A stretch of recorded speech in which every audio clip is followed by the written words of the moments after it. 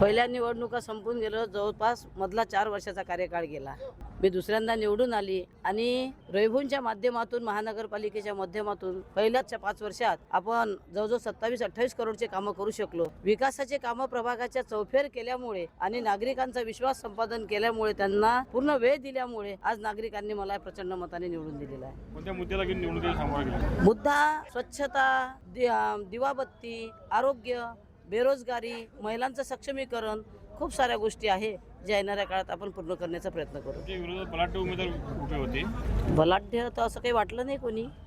आगंतुक आणि नवीन उमेदवार होते. त्यांनी सुद्धा आपल्या परीने ताकद लावली आहे. पण आपला 9 वर्षाचा काळ आणि त्याआधी सुद्धा आपण जवळजवळ गेल्या 22 वर्षापासून जनतेच्या संपर्कात असल्यामुळे त्यांनी मला नाकारलं नाही. प्रभागाचा सर्वांगीण विकास आणि महिलोन्नतीसाठी, युवकांसाठी जे काही जास्तीत जास्त केला जाईल ते करू. माझे नाव श्रीमती सुमती विजय ढोके, प्रभाग क्रमांक 20 ब गटातून निवडले.